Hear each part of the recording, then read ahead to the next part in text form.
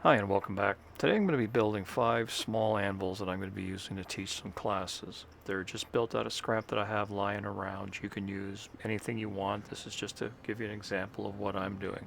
If you want to watch the whole process, go to my channel homepage and check out the playlist.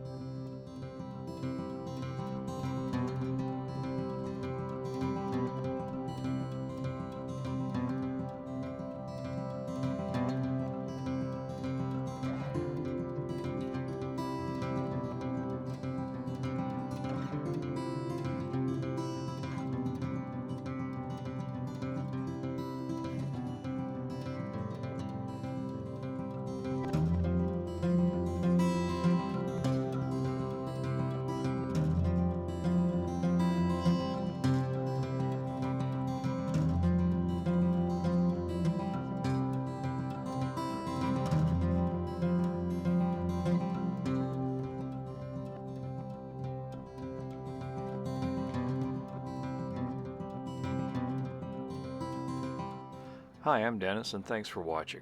If you have any questions, you can contact me directly by emailing the address I have displayed here. If you want to find out more about me and what I'm working on right now, go to my website, dfntheshop.com.